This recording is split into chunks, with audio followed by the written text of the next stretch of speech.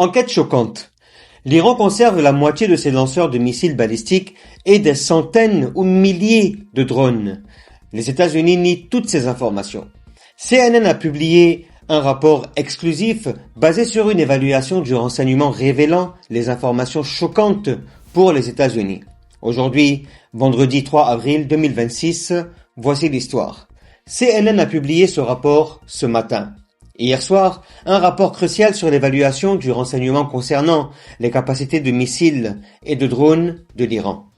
Plus d'un mois après les frappes américano-israéliennes, il s'avère que l'Iran conserve encore 50% de ses capacités de missiles, tant en nombre qu'en lanceurs que les États-Unis et Israël prétendent avoir détruit ou ramené 15 ans en arrière, affirmant avoir réduit missiles et lanceurs de 90%.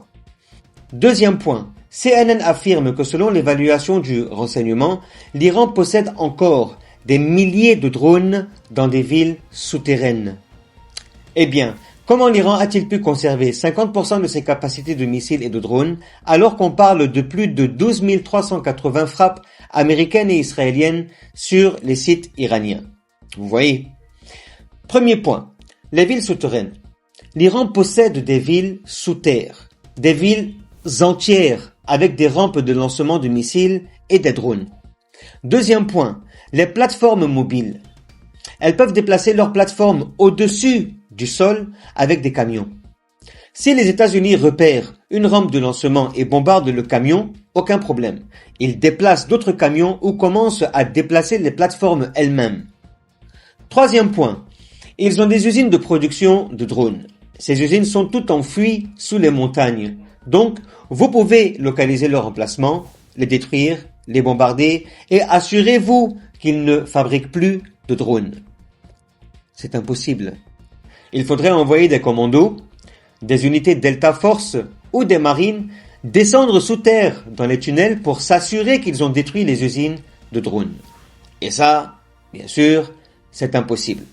Alors que fait l'Amérique ? Selon une enquête de CNN, elle bombarde les entrées des tunnels. Elle sait qu'il y a des villes souterraines, d'accord ?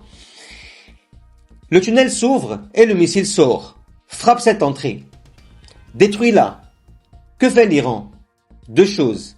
D'abord, elle répare l'entrée du tunnel pour la réutiliser. L'Amérique bombarde et l'Iran répare. En voilà une. Le deuxième point, c'est acceptable. Tu as fermé cette entrée, on a encore 2000 autres entrées. La plateforme se déplace sous terre vers une autre entrée non ciblée. Donc elle continue de tirer. Ce discours ou ce rapport pose un vrai problème. Pas dans ce qu'il dit, mais pour la Maison-Blanche et le Pentagone. Pourquoi ? D'ailleurs, dans le rapport, ils ont interrogé la Maison-Blanche. Ils ont dit que c'est complètement faux et des paroles vides. Et que vous essayez de ternir l'image du président Trump et de minimiser les grandes victoires de l'armée américaine. Ils ont demandé au Pentagone. Il a dit « Qu'est-ce que vous racontez les gars ? On a détruit 90% des lance-roquettes. » Ils ont interrogé le côté israélien et Israël a dit que l'Iran a considérablement réduit le nombre de ses missiles. Et ce que vous dites est faux.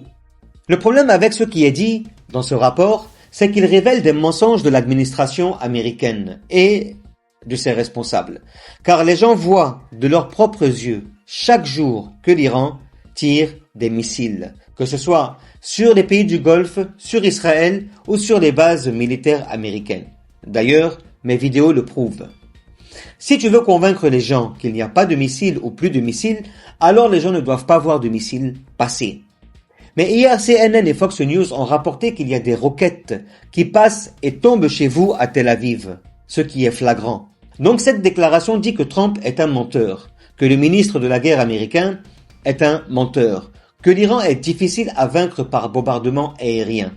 Même si tu bombardes des positions iraniennes avec un total de 12 000 frappes ou raids aériens. Passons maintenant à un événement sécuritaire et militaire difficile et un tournant dans la guerre. L'Iran abat un chasseur américain. Vous avez bien entendu. Et il y a maintenant des tentatives américaines de recherche et de sauvetage. Le sort du pilote est inconnu. De très grands développements ces dernières heures, publiés par les médias iraniens et la télévision iranienne. Mais Il est remarquable que des agences de presse internationales aient commencé à couvrir l'événement, comme l'Associated Press, Reuters et certains sites américains. Tout le monde parle maintenant de la réalité de l'abattage d'un avion américain ce matin en Iran. Et est-ce que les défenses aériennes iraniennes que Trump dit avoir détruites sont celles qui l'ont abattu? Mettez-moi ça en commentaire. Sont-ils ceux des missiles iraniens? Mettez-moi ça aussi en commentaire. Qu'est-ce qui s'est exactement passé? Quel est le sort du pilote? Les détails, nous avons commencé à parler dans la vidéo de ce matin. L'Iran a publié des photos de l'épave d'un avion.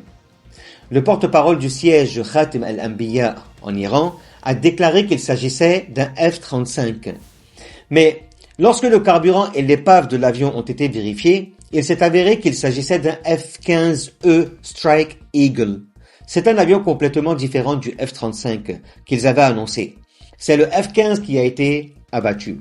C'est un appareil du 494e escadron, basé sur une base britannique dans une zone appelée Laken Heath, affiliée au CENTCOM, le quartier général du commandement central américain.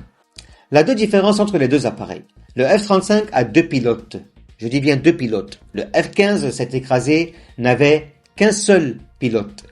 La télévision et les médias iraniens, après avoir publié les débris, ont publié le siège. Le siège éjectable que le pilote utilise en cas de crash. Ils ont publié la photo du siège dans le désert et ont lancé un appel aux gens de la zone où l'avion s'est écrasé. Car c'est une région montagneuse très complexe. Son terrain est très difficile. Ils leur ont dit de ne pas s'en prendre au pilote s'ils le trouvaient. Le sort du pilote reste inconnu jusqu'à présent. A-t-il été enlevé? Est-il retenu par la population locale? Les gardiens de la révolution l'ont-ils capturé? L'homme est-il mort? A-t-il été tué? Personne ne sait. Aucune information jusqu'à présent. Jusqu'au moment où j'enregistre cette vidéo. Les informations sur le sort du pilote ne sont pas disponibles. Mais un développement très remarquable s'est produit ces 2 dernières heures. Des avions américains ont commencé à survoler l'espace aérien iranien. 2 hélicoptères Black Hawk et de gros appareils américains Hercules C-130 et C-100. Ces avions sont utilisés pour les opérations de recherche et sauvetage. S'ils trouvent le pilote, il sera évacué ou secouru. La télévision iranienne et les médias iraniens ont dit qu'il y avait 2 hélicoptères Black Hawk et qu'un hélicoptère parmi eux a été ciblé. Un hélicoptère parmi eux a été ciblé. Retenez ça s'il vous plaît. Bon, la question ici est, comment ont-ils ciblé le F-15? Trump m'a assuré et Pete Hegseth m'a confirmé qu'ils ont complètement détruit les défenses aériennes iraniennes. Alors comment ont-ils pu abattre un F-15? C'est la première question. Deuxième question, qu'ont-ils utilisé si ce n'est pas des défenses aériennes? Bon, des missiles? Bon, un drone? Qu'ont-ils utilisé exactement? Techniquement, comment ça s'est passé? C'est aussi une question très importante qui changera le cours des choses. C'est pourquoi j'ai dit au début de la vidéo, un tournant dans la guerre. Troisième point, quel est le sort de ce pilote? Avons-nous affaire au premier prisonnier américain aux mains de l'Iran? C'est un tournant majeur qui va énormément augmenter la pression sur Trump. Le pilote est-il mort? Bon. Le point suivant. Le CENTCOM est le commandement central américain qui se distinguait par sa transparence et qui sortait raconter les choses 24 heures sur 24, 7 jours sur 7. Où est leur déclaration sur le sujet? L'Associated Press n'a rien dit. Reuters n'a rien dit non plus. Les agences de presse l'ont envoyé. Personne n'a parlé. Parce qu'on attend 2 ordres, celui de Trump et celui de la Maison-Blanche. On traite les États-Unis comme un pays du tiers-monde, dirigé par une dictature totalitaire qui contrôle les médias, les institutions et les déclarations officielles. Personne ne peut parler sans l'aval de Donald Trump. On parle ici d'un tournant majeur dans cette guerre. Ce sujet sera l'actualité du jour. Il y aura énormément de développements. La presse américaine et les médias américains Même ceux proches de Donald Trump seront obligés de parler de cette affaire car c'est un enjeu majeur dans cette guerre entre l'Amérique et Israël d'un côté et l'Iran de l'autre. Si vous avez aimé mon analyse, merci de bien vouloir vous abonner à ma chaîne YouTube, ça vous coûte 1 seconde, juste un clic. De me dire en commentaire, ça m'intéresse énormément si vous le saviez, autant que vous pensez.